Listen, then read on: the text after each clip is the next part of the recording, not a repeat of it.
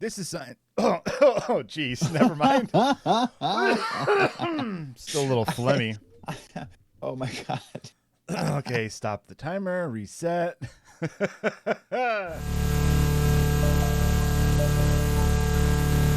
to the Science Faction Podcast, where science meets fact meets fiction.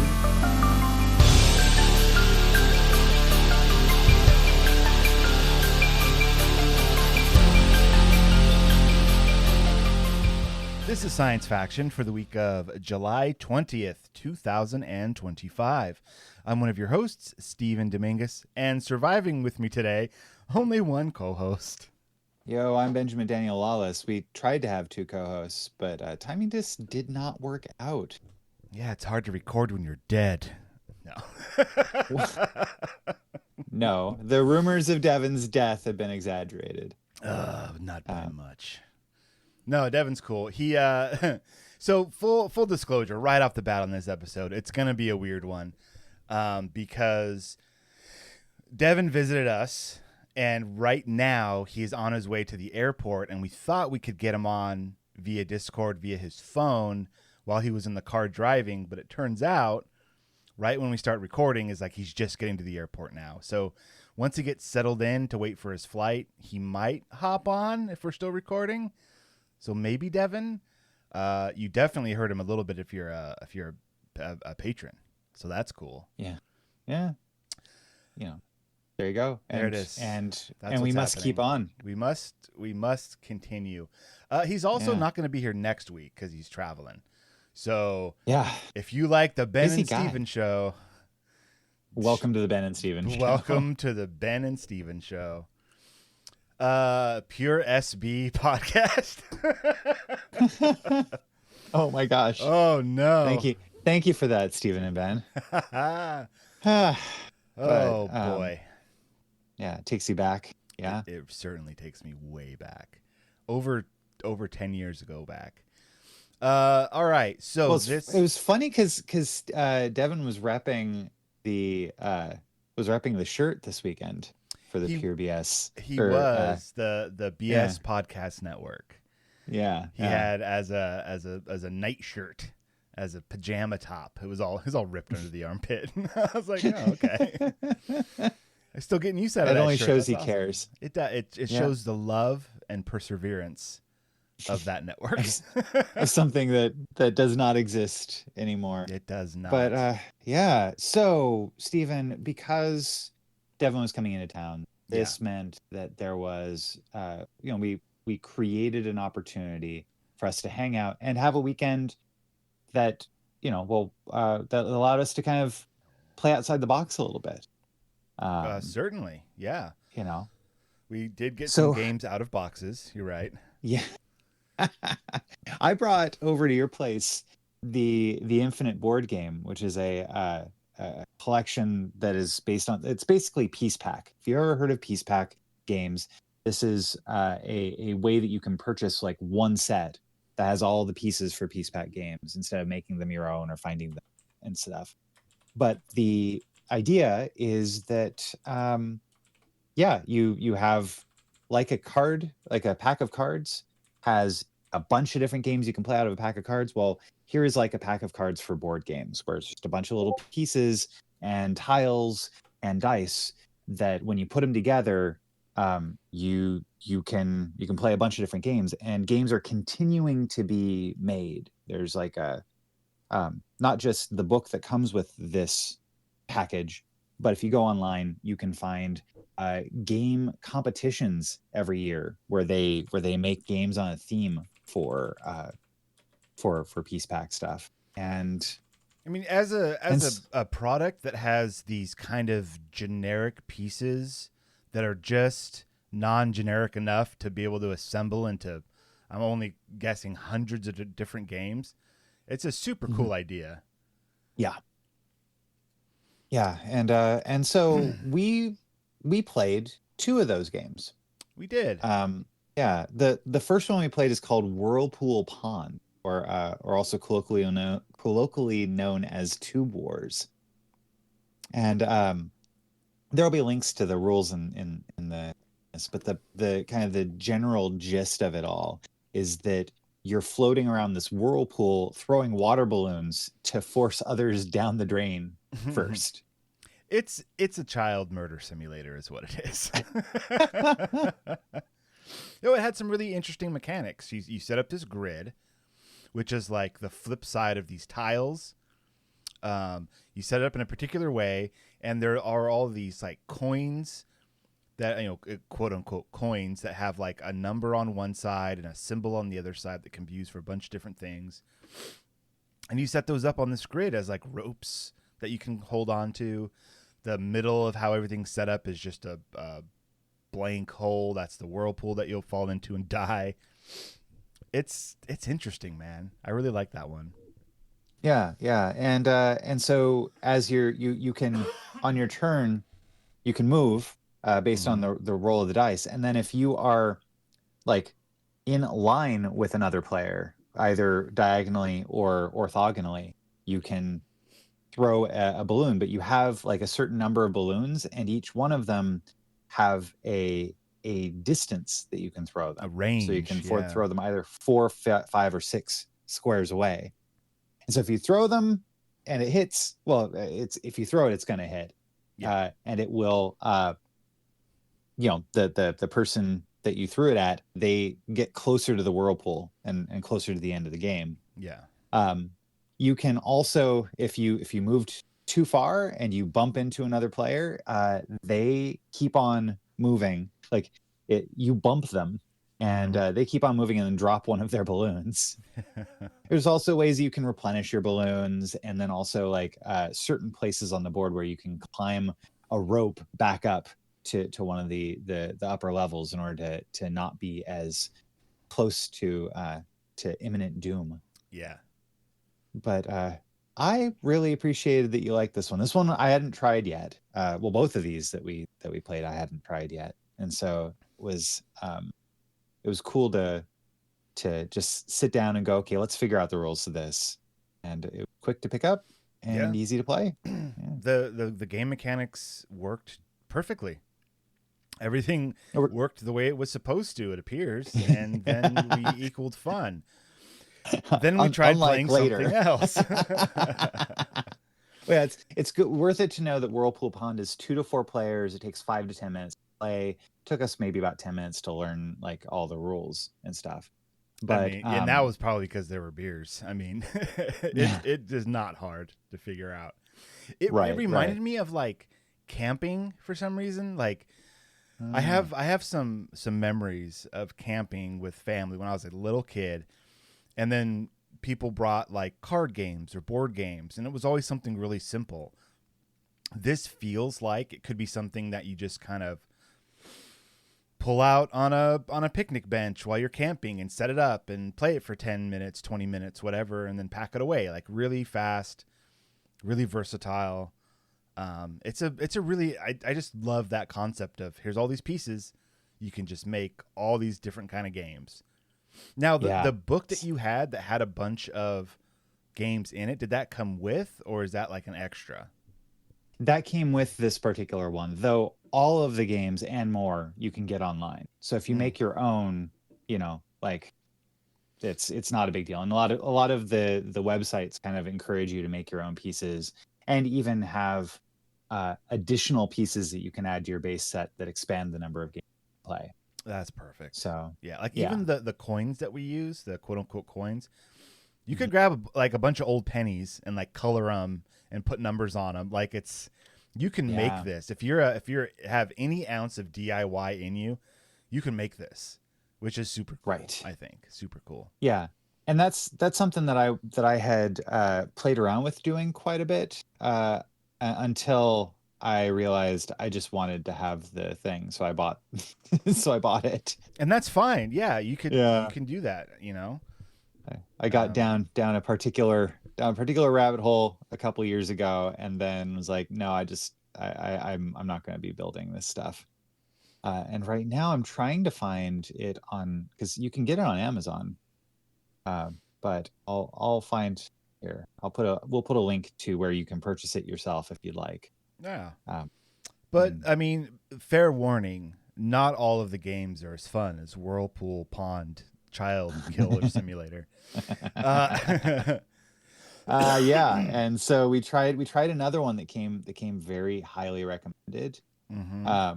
It's called Motocross, or if you're only reading it in a book, it's Moto-X, but that's how you say motocross. I always read that as Moto X. I didn't even think of calling it cross.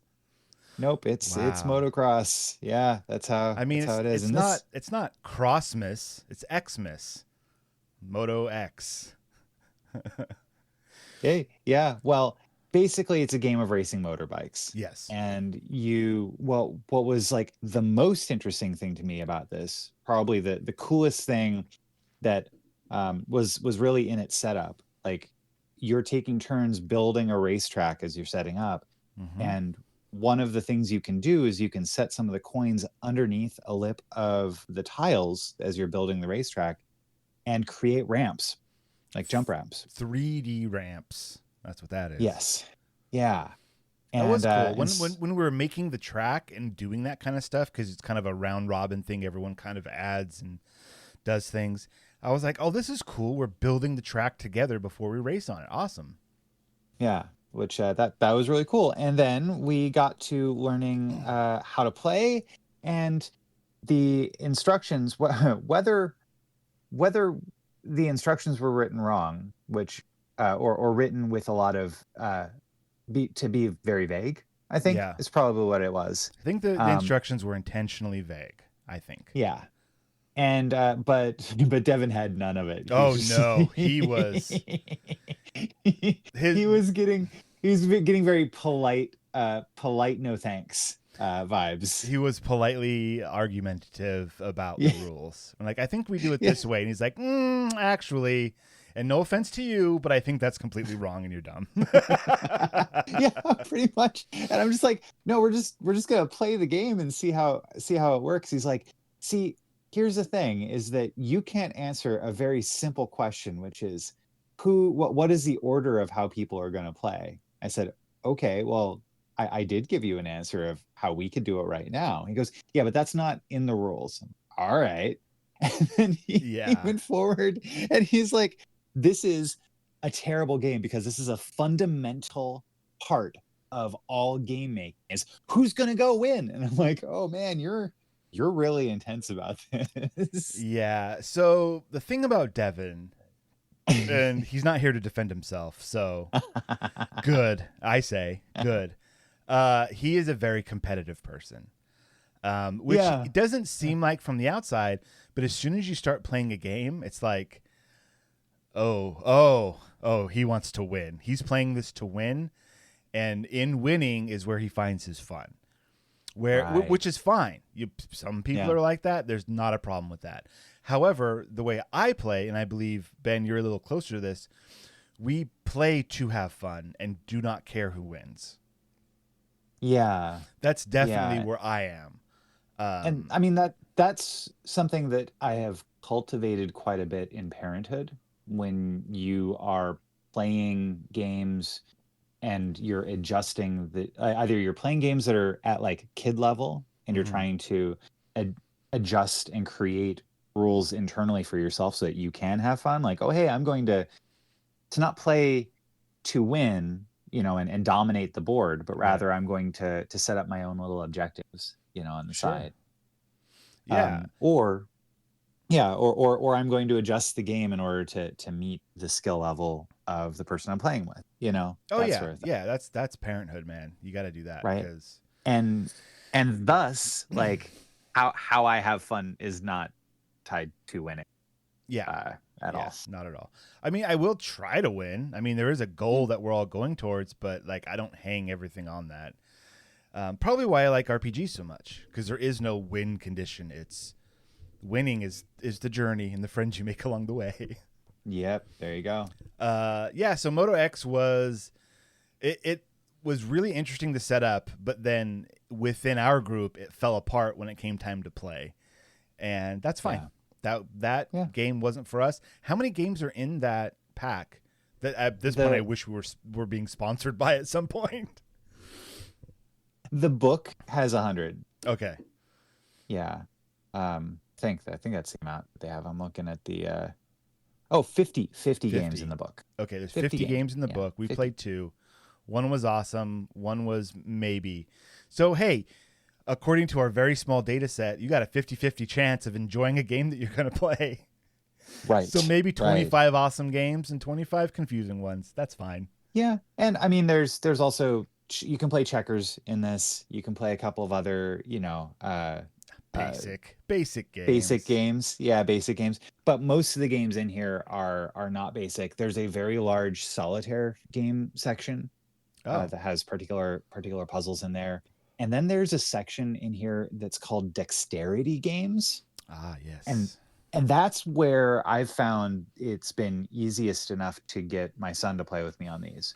I brought it out and found this. It was a version of this, a version of 9-ball billiards that you can play with these pieces by flicking the coins at one another in order to simulate like the balls. Right. And that is a lot of fun in here. Nice. So, yeah. What's that game that like it's played on a square board and there's like donuts, not donuts, but like there's discs that have holes in them, kind of donut-ish, that you like hit them with like pool cues and they bounce around a bunch. Do you know what I'm talking about? Like, no, I don't. No. I don't know. Okay, I wonder if that was like a My Family thing, because I remember like when I was a kid, it would come out at like family gatherings, and like the older kids would play, and the younger kids weren't allowed to. Huh. So like it's like billiards. Does it have like posts in the middle of the? No, it had like pockets in the corners. Okay. Is it kind of the size of a regular pool table, or? Well, it's a square though. It's not a rectangle. The board's a square. I'm sure that there are people listening to this podcast that are shouting at us like, you idiots. There must be tens of them doing that. Yeah, there's like 3 or 4 of you out there. There's just our patrons, and both of them are like, you idiots. It's this. We'll figure that one out. But then when we were done getting frustrated at one another for being rules, not quite getting the rules down, then we pulled out this Steam Deck. Yeah, we did. And played a couple of and I quote, Stephen, you called these very silly multiplayer games. Oh yeah, very silly. Yeah. Had you played any of these before with me? The Boomerang Foo we've played before for sure. Okay. Yeah, so we finished up the night with Boomerang Foo, which is a great multiplayer, kind of a fast-paced party game. Yeah, where you're these pieces of food that are carrying around a boomerang that you can like slice other people up with or throw the boomerang, and then it's basically last person standing. Yeah, and it's very fast. It's like one hit kills, very fast. And there's a bunch of weird power-ups that you get as the game goes on, and so you could psychically move your boomerang around, or once your boomerang hits something, it splits into 5 other boomerangs and exploding boomerangs, all that stuff. It's a lot of fun. It's one of those games you sit down and intensely play with your friends for a good 20 minutes, and then you're like, all right, that's enough. Let's move on. Yeah. So we ended the night on that because we started it on something that's a little bit more, a little crazier, called regular human basketball. Oh man! Now this was completely new for you, right? Yes. Yeah, I'd never played that before. Okay. So the basic idea here is that you're playing basketball, but you are not players of the basketball. You are a team of very small people jumping into a shoddily constructed mech. And that is a basketball player.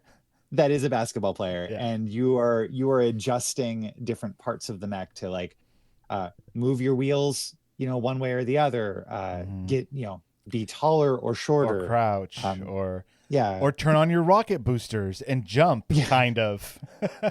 Right.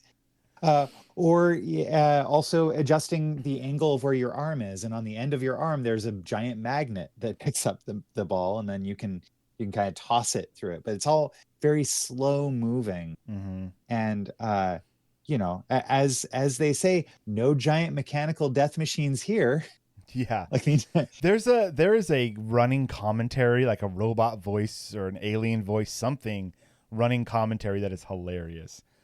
Yeah. Maybe it was hilarious because we were not sober, or maybe it was hilarious because it's hilarious. Either way, we had fun. I'll tell you, it's very hilarious, and the more people you get on it, the better. But 3 was pretty good. I think 4 would be best. Yeah, 2-on-2 would be best for sure, because it's with one person. It's kind of hard to control because of all of the different buttons. So the thing is, inside the mech is almost like a platformer. We have all these buttons on different levels, so you have to jump around and press, buttons on your controller to press buttons inside the mech to make it do things. Yeah, and with two people, adjust the angle of the rocket jets to like a bunch. Yeah, I see 10 different buttons. That seems right. Yeah. Yeah. And I think the thing that saved this game for me, where I was like, oh, that was really awesome, was that once somebody makes a basket, it replays the match at like a regular speed, just seeing the 2 mechs doing it without seeing the people inside the mechs jumping around. And it's so hilarious. So silly. It is so ridiculous and silly. Because oftentimes one mech will land on the top of another mech. Yeah.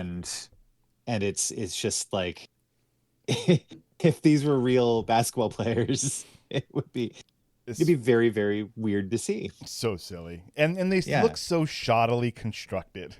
Like the legs come down and there's wheels and there's one arm with the magnet, and it's just so silly. That was a lot of fun. I like that one. Yeah. And it says, lifelike physics simulates over 4 human emotions.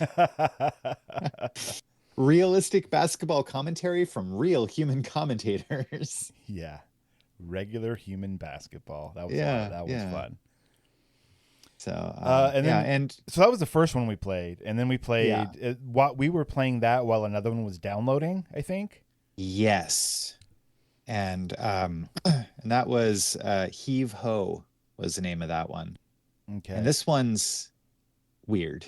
So this is the one where you control your arms separately, and then the triggers or button presses, I forget what it was, will clench your hands to hold on to the background. But those arms are just attached to like a crazy ball, and there's physics, and you're trying to get from point A to point B. Right? Yeah. And that's pretty much it. You're just like arm over arm monkey barring to try to get to an end state. Yeah. And this one is a long time family favorite around the Lawless household. Okay. Okay. Yeah, we played a lot of this, especially pandemic era. And it's fun because you can grab onto the other players and like make these chains to like swing across these big gaps, and your controls are wonky enough that we started cracking up while we were playing it. We got the sillies while we were playing this because it was so absurd. But then when we like accomplished something, it was like, yes, we did it. But most of the times we just were failing, and it was hilarious. Yeah. It's a Devolver digital game where almost every game I've seen from Devolver just has a really neat style to it. And they really hone in on like the couple of game mechanics, and they like polish them. But that's all the game is like those few game mechanics. Sometimes that's all you need. And then they wrap like a silly coating around it or a cool coating around it. And it's awesome. Good for them. Right. Yeah. So that was those 3 games that we ended up playing, which far too late. That got us way too late. And then we got up. I mean, you had business to attend to the next morning. Yeah, I had a poetry reading to run. So I got up went to my poetry reading, did a kind of a walk, a representation of my presentation about the Wordle poetry on there, which was nice. Sweet. Which I still have to. Where can people get that? Where can people get that, Ben? You can get the book on Amazon. There you go. There's called a link. Adieu Plain Snake. But I've got a presentation that I'd like to record. Just I've been having a lot of technical issues lately with everything, trying to set up my camera the right way. It hasn't been working great.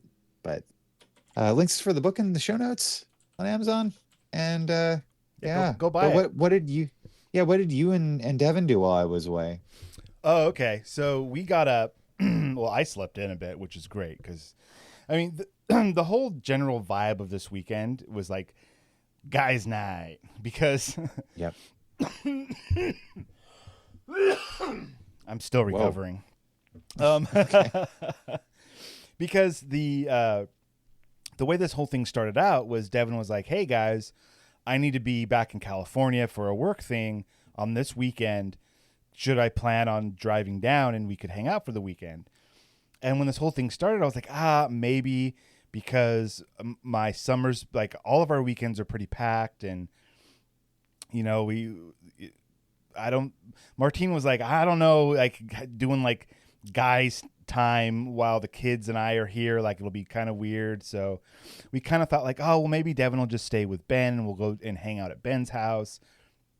Well, then as that was happening, we ended up, or my wife ended up making plans with a cousin of hers to take the kids up to visit her at a place that's like 5 hours away. And it happened to be the weekend that they planned was the same weekend. So just by happenstance, my wife and kids are out of town for the weekend. They're driving back as we're recording this.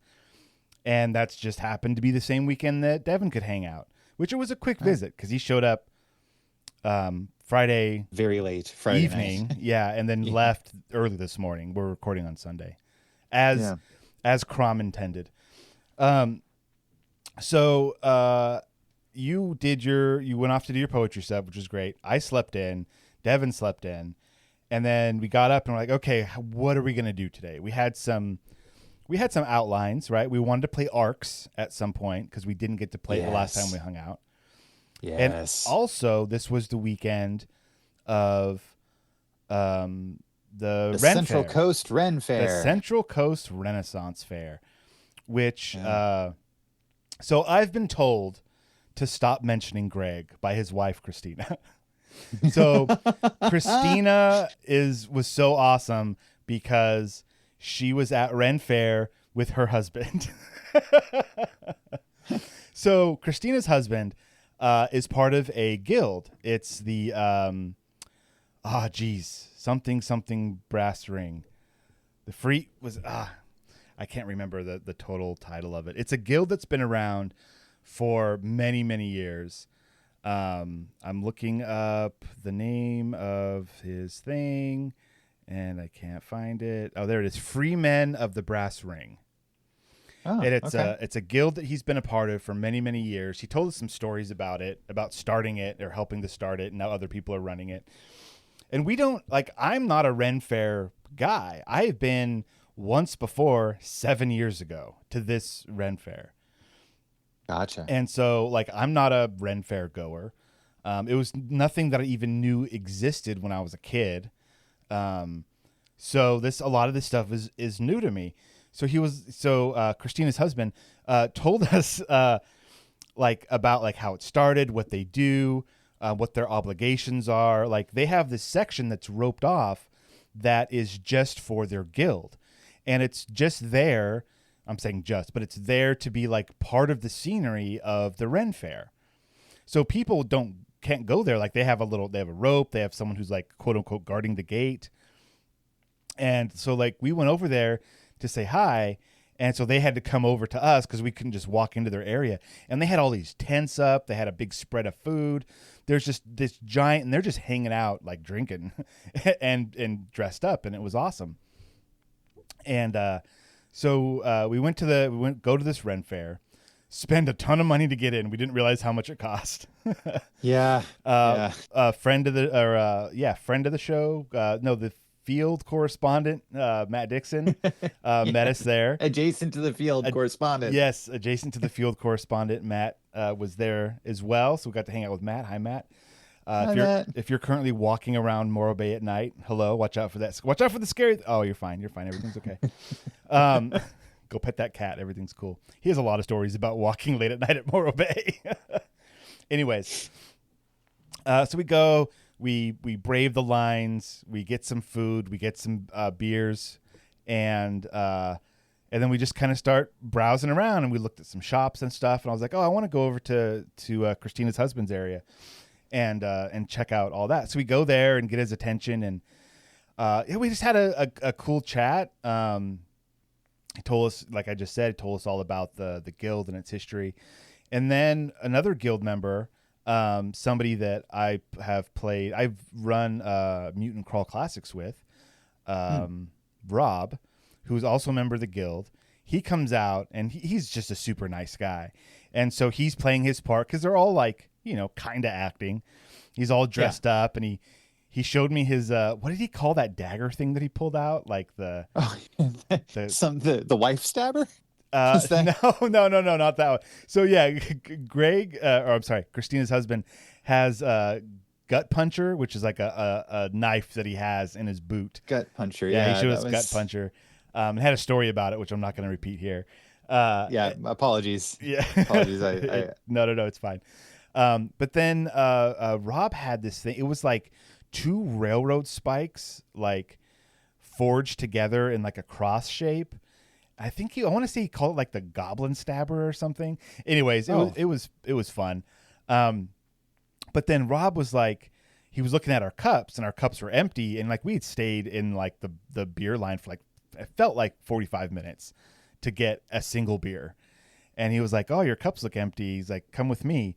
And he kind of, he Ren-fared it up, and he's like, oh, come on, peasants, and brought us into the guild area. By us, I mean myself and Devon, into the guild area. And we went behind the scenes. We got like backstage passes to what goes on. And so we went back there, and we went into one of the tents, and inside it was pretty much a full bar. Oh, wow. He was like, oh man, you could drink this, you could drink that. We've got some of this, we've got some of that.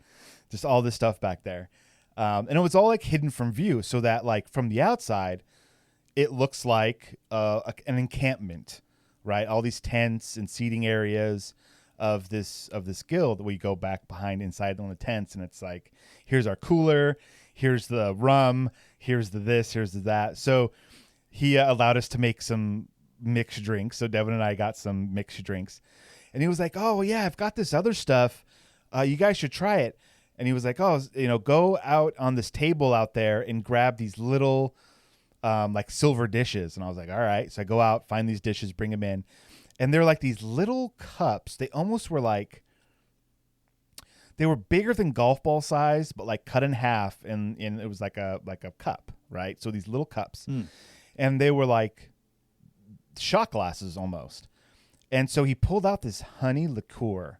And it had a very specific name that I don't remember, but he poured out the 4 shots, and there were some other people back there, Devon and I, him, this other guy. We cheersed, and we had those. It was so delicious. Like this honey, whatever it was like distilled or not, whatever the process is of turning honey into something alcoholic. It had such a sharp and pure honey taste to it, but then also all the alcohol. So that was fun. So we left that encampment with our cup. Our cups are full, and man, I want to do that stuff now. Yeah, I was like, there you go. This is scratching a very particular itch, it was just like a fun time. I mean, they did talk about how like, oh yeah, we have to get here early, we have to set things up, we have to take turns at the gate, like greeting people. Like there are certain obligations that the guild has, but other than that, you're just kind of dressed up and drinking with your buddies and playing pretend. And like, how much fun is that, Right, you're A one lot of dice fun. roll away from fighting a dragon, and that's how it feels. Well, Also, you know, every once in a while there was a airplane that went over and had, and people are shouting dragons. yeah, that was like Eh. apparently that's a thing. Obviously, where this Ren Fair is in the flight path of a nearby airport, so it's pretty consistent that every like 20 minutes, every half an hour or so, a plane flies over and everyone dragon, and it's hilarious. So yeah, we saw a lot of cool things, a lot of cool costumes. It was a fun time. I had a lot of fun. What did you think about the whole situation? Yeah, I've been to the Ren Fair before, but it was nice going, like, I guess before I'd gone with my son, right? And so you're always Mhm. like on the hunt looking for things. It's like, oh hey, what are kids to do around Yeah, here? where's And the there's a kid lot of area? things. Yeah. Yeah, I mean, there's a lot of things for kids to do, like from different types of presentations, puppet shows, jousting, all Hmm. sorts of wild things. Lots of like Um, song, like little song troops and stuff that would yeah, do that at certain times. Which yeah. that's something I remembered from when I took my one daughter. There is that there was like a little music area because she went and we listened to music for a bit and that was fun.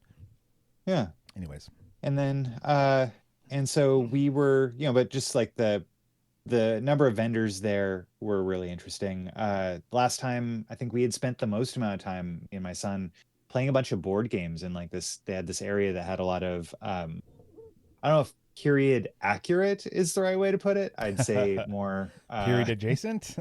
yeah, but it was, they're just like, oh hey, here's some games that you could play, that, and it was neat being transported into another world.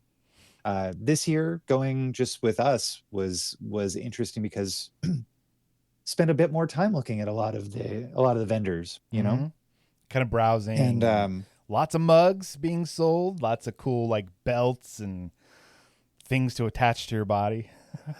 yeah. And then on top of that, like people giving readings, and yeah, and I got a tarot Oh. reading, Mm-hmm. and yeah, it was really interesting. I think my first tarot reading. Oh. That Honestly, implies that you're going to have a second. doesn't it? Doesn't it? But yeah, it was neat. I was really glad that everybody was being well hydrated. Yes. It's, you know, it's funny, like thinking about that from the kind of the discussions I was having with some of the vendors about like how they travel to different Ren fairs around the country, Oh, and right. Yeah.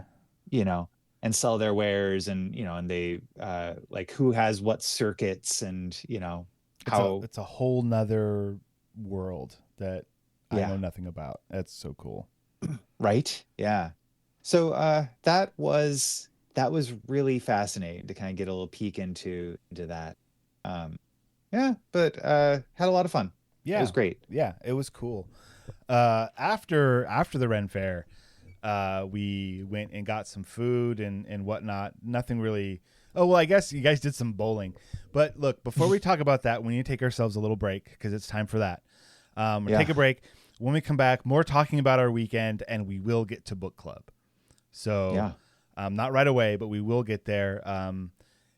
So just as a reminder, that is There Will Come Soft Rains by Ray Bradbury. We have links in our show notes if you haven't read it or listened to it yet. Short read, take about 5 minutes. It's a really short story, but really impactful, I think. Mhm. Pretty darn cool. So we're going to take a break. So we'll be right back. Oh, wow. Another free listener. Incredible. Look, I love that you're here, but let's be real. You could be getting so much more. Bonus episodes, unfiltered takes, behind the scenes chaos. All you have to do is join our Patreon at patreon.com/science faction podcast, or don't. But if you don't, just know that somewhere in a parallel universe, a better version of you already has. And we're back.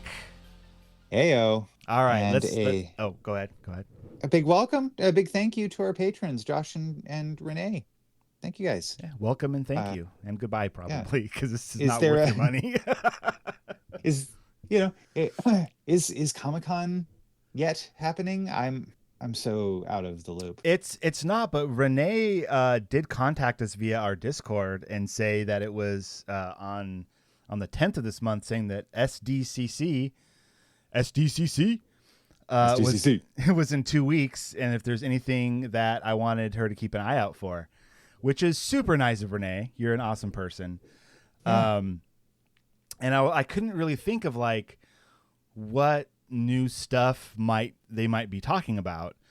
So I was like, maybe Marvel news, because like Doomsday is filming right now, so there might be something about that. Oh, did we just get a guest? And we welcome to the show, Devon Kraft. How does this sound? Oh, That sounded terrible. pretty Well, all right. Yeah, probably. Is there a lot of background noise? No, not really. You're just kind of fuzzy. That's fine. Okay. Everybody's fuzzy today. All right, I'll give it a shot. Well, this is great Right on. because we just did our little break, and we're about to talk about. We're thanking Renee for asking us what she wants us to, or what we would like her to keep an eye out for at the San Diego Comic-Con. Which I was just like, I don't know, Marvel stuff maybe, because I don't think much more is going to be announced in like Star Wars, because they have like all their announcements are at their celebration. But anyways, that was super nice of Renee to offer. So we might get some exclusive Renee news after her San Diego Comic-Con visit. Yeah. Cool. So we are doing a rundown of our weekend, and we've gotten to the point where it's time to talk about arcs. Okay. Yeah, man. Let's I was go. wondering if you guys had talked about that at the beginning, so that's cool.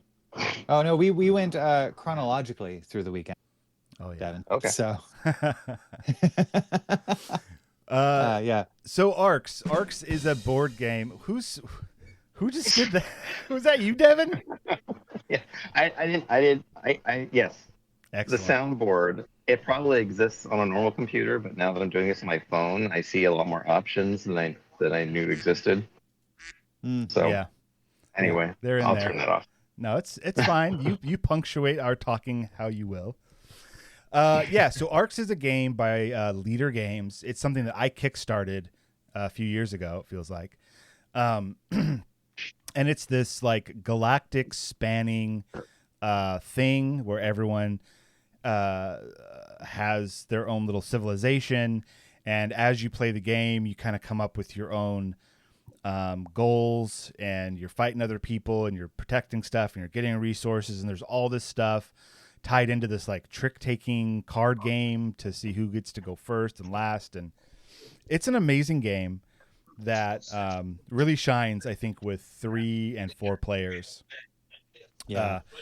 I've played 2-player a few times, but this was the first time that Devin got to play. Yeah. And he got to play a few rounds. Well, You gotta yeah, play 3 rounds. Steven and I, we played like one chapter, so like just part of a game in the morning, just so I could get familiar with it. And then Ben, when you were there last night, that's when we played 2 full games. Yeah. Yeah. Yeah. So, and we used part of an expansion, we used one of the expansions that is called Leaders and Lore, which in the normal base game, everybody's essentially equal. And then as you're playing, you kind of start to gravitate towards one group of goals or another. Was it ambitions? Is that what they were called? I can't remember anything. Yeah, declare an ambition. Yeah. Right. Yeah. So as you're playing, like these ambitions kind of come up that you can kind of start to gravitate your gameplay towards. But when you play with the Leaders and Lore expansion, your leader gives you some special powers that definitely guide you in a direction that you want to go.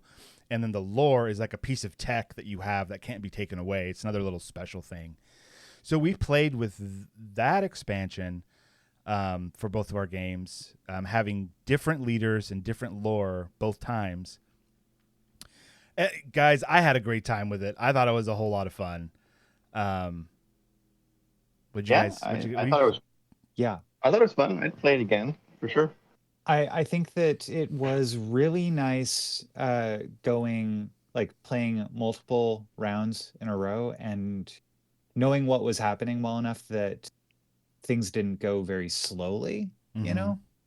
I think that that's been my main fear whenever I play it is, you know, hey, I've spent so much time relearning how to play it or learning in the first place how to play it, and then to go 6 months to a year before playing it again Yeah. was like, oh man, well, I guess I kind of threw away a lot of that. But now that this is probably the fourth time I've played it, Mhm. it's like it's really sticking. It doesn't take much for me to go, oh, that's right, that's what this is all about. And a couple of choice questions gets me into it. And how cool, you know, how cool to have this game not take an entire day to play once. That we were able to play twice in the course of a couple of hours. Yeah, So I think the game was just maybe a little over an hour per game, if that. I don't know. We were also in our cups a bit playing, so it's Yeah. not completely clear in my mind. But yeah, it's from the looking at this game from the outside, it looks incredibly complicated, and it's not as complicated as it looks. But there are some mechanics that you really got to wrap your head around to be able to use correctly. And Devon, you got all those mechanics real fast because you won that first game by a lot. No, Ben won the first game. He won by 1 point. The second game, what? I thought you won the first one and Ben won the second one. No. I won the first one. Ben won the first one by like a point, and the second one's the one where I was like 1 point away from winning by the end of like the third chapter, and then we played the fourth chapter, and that's when I had like all my bonuses activated, and I got first place in Warlord. The one with the resources, the whatever that was, and then the war. Yeah. Yeah, and then the one where you take trophies, is that Warlord or? Yeah, that's Warlord. And that one had both of the ambitions declared. So basically I got like 30, 40 points in that one round. Yeah, and I think last round, I ended up with like one ship left out of all my starting and built ships. Like, so I played that game. I played as like, because it's not really a fighty game. It can be. There is combat. Combat can be important, but being just a pure combat player isn't going to allow you to win. Not necessarily. And like for fun, kind of, I was like, I'm going to play as aggressive as I possibly can to see how that works in this game. Like, how far can I take it? And when the game started, I pushed both of you guys back from my sectors. Like I built up a little bit. I came out. I did some fighting, kind of pushed you guys back. But fighting is expensive. And in terms of it costs you ships as well as them ships. And my forces were whittled down enough from defeating you guys that I had to kind of retreat. And then I never was able to build up enough ships to come back and do that again. That was my big plan, was like, okay, come out and attack, retreat, build ships, do it again. But I didn't get the right cards to get the construction action. So I couldn't build. And you dummies took all of the materials and just held on to them, which were like the free builds. So there's several ways you can build, and you guys blocked all of them somehow, and that's fine because it was silly. But by the end, my forces were decimated. Yeah, I got pretty lucky in the second game. Well, because the second game I had my setup for my like leader and my lore worked very well together, and it was mostly about raiding other people.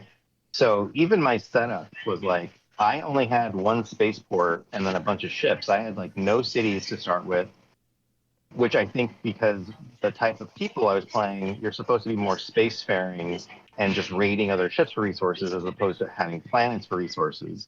Mm-hmm. But I, on the first round, did the where you take over initiative like by force, like putting an extra card down, which is a disadvantage to you because then you're not going to have enough cards to play each round. Mm-hmm. But I really wanted to get that initiative right away so I could build on my planets. So not only was I strong in spacefaring, but also strong in resources, which put me off, I feel like, on a really good footing to start with.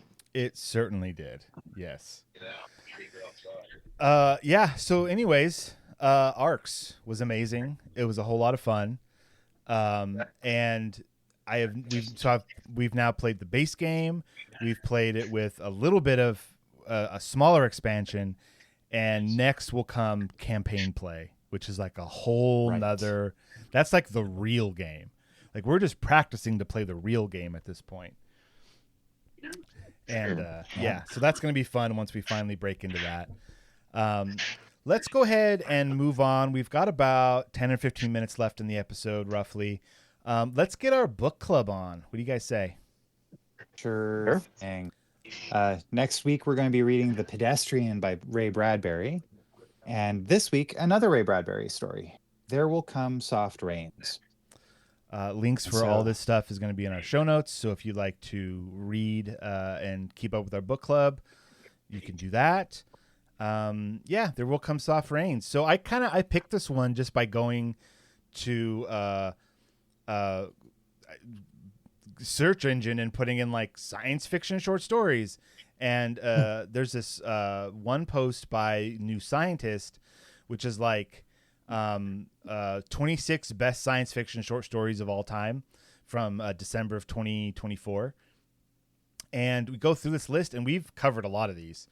Like The Machine Stops by E.M. Forster, Nightfall by Isaac Asimov, The Lottery by Shirley Jackson. Like these are the heavy hitters of sci-fi short stories. And then I came across one I hadn't heard before, There Will Come Soft Rains. So before looking into even what it's about, I went to see how long it was. And it's like 5 pages. And I was like, perfect. Yeah. Because we're a bit compressed for time here in our lives. So that worked out perfectly. Excuse me.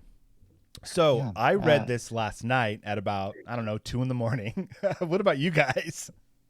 Oh, I read this when I was probably 14 or 15. So a bit before me. I see. Yeah. I'm OG, but no, I was able to read it middle, and yeah, it was pretty good. It was very. I good. listened to it last night before going to bed. Cool. So it's fresh for all of us. Right. Yes. Ben, give us a recap. What is this story about? This story is about zooming in on a house that is continuing to function in all of its automated things after a cataclysm that has removed all the people from it. It's specifically, it's August 4th, 2026 in the city of Allendale, California. Yes. And there's the breakfast is being made every day. The clock is chiming and saying different things. There's an electronic voice that is speaking to the denizens of this house about the weather that's outside. And there's really no living things except for a dog that has survived a radioactive apocalypse and kind of comes in from the front porch and runs wildly in circles and then dies in the parlor, in the living room. Yeah.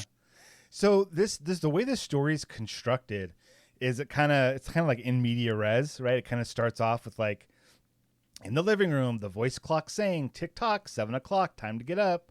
And then like as it's like just narrating what's happening, like suddenly you get like these bits and pieces that something's not quite right. Like as it's narrating, it says off to school, off to work, run, 8-1, but no door slammed. It was raining outside. The weather box on the front door saying quietly, rain, rain, go away, rubbers, raincoats for today. And then outside, the garage chimed, lifted its door to reveal the waiting car. After a long wait, the door swung down again. And so you're like, okay, what's happening here? And then it goes like at 8:30, the eggs were shriveled and the toast like stone, and aluminum wedge scraped them into the sink. The dirty dishes were dropped in the hot washer and emerged twinkling. Like it just like life, not life, unlife, digital life just kind of continues on, and you're like, what is going on? Until 10 o'clock, the sun came out from behind the rain. The house stood alone in a city of rubble and ashes. This was the one house left standing. At night, the ruined city gave off a radioactive glow, which could be seen for miles. And then suddenly you're like, this is very bad. This isn't a little weird. Things have gone south pretty significantly for the town of Allendale. Oh, and there went Devon. Bye, Devon. Bye, Devon. And so the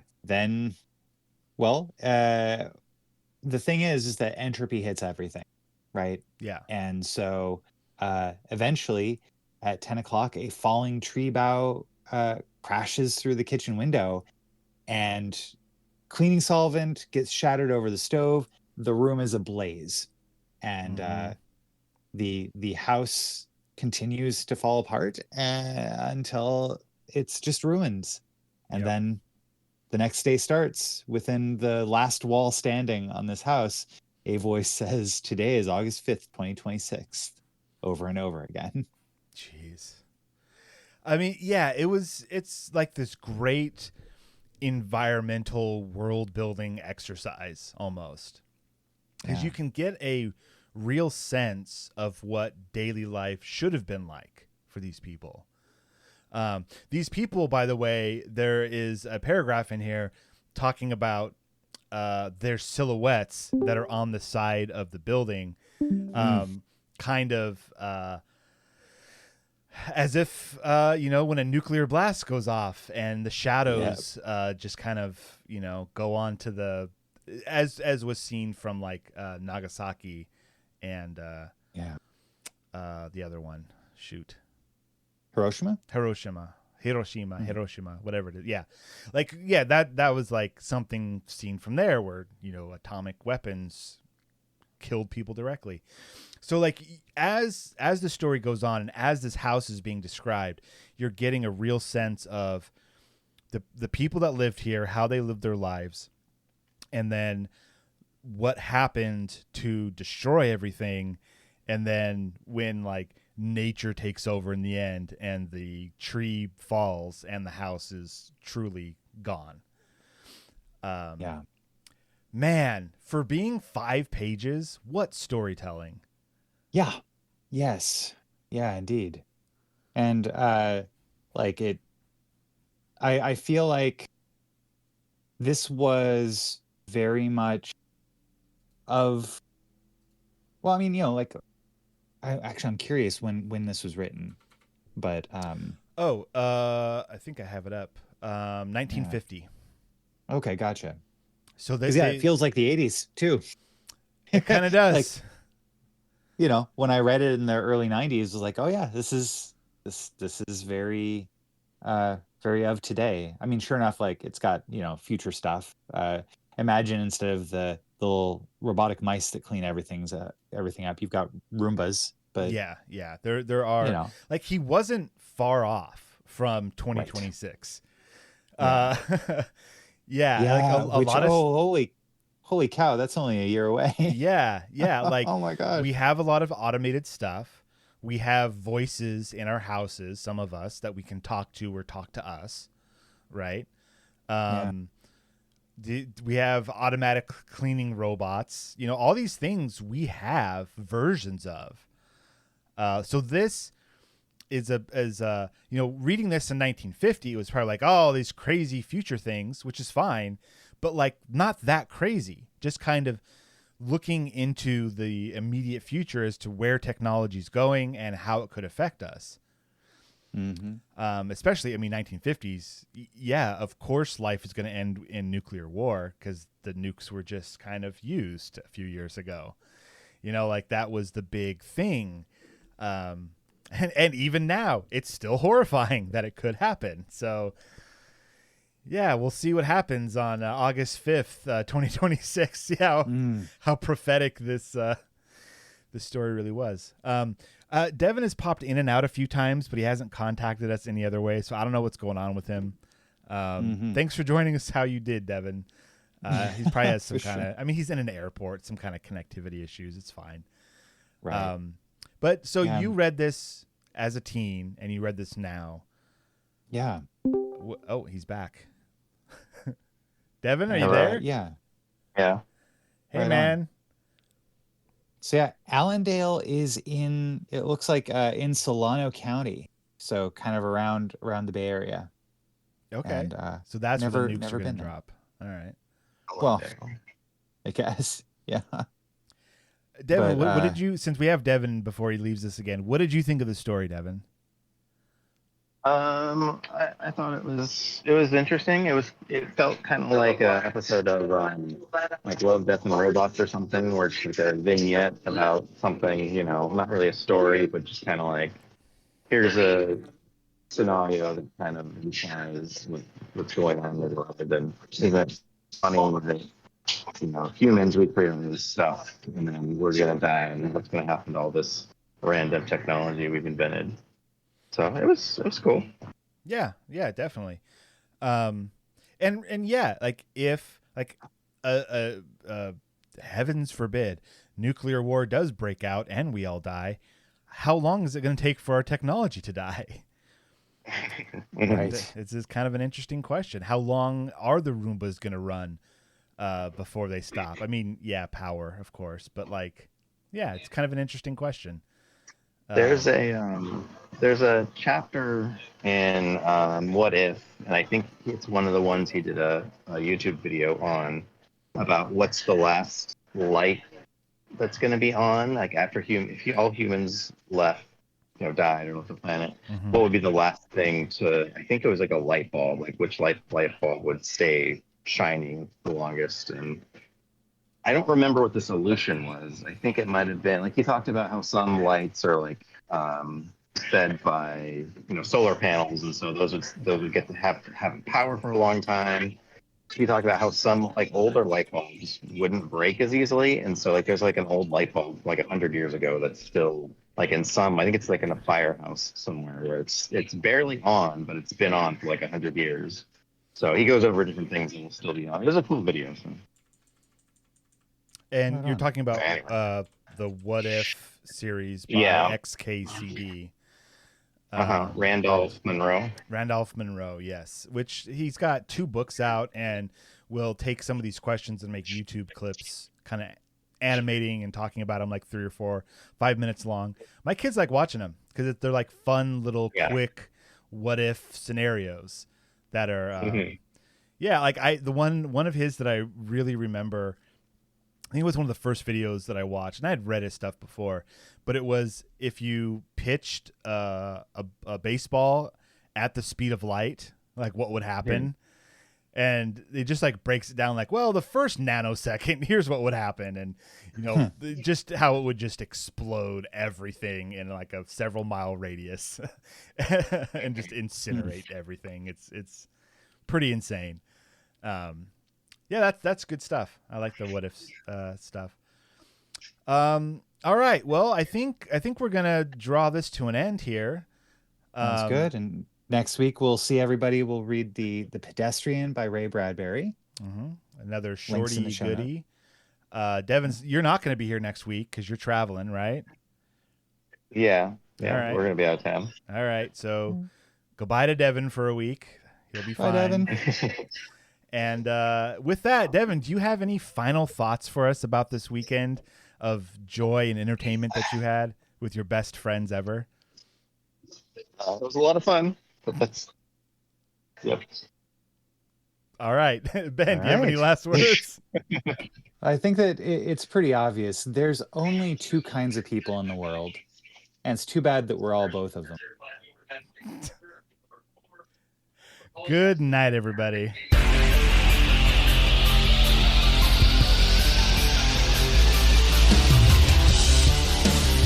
This has been the Science Faction Podcast. Tweet to the host at SciFact Podcast. Email them at sciencefactionpodcast@gmail.com and visit sciencefactionpodcast.com for more episodes.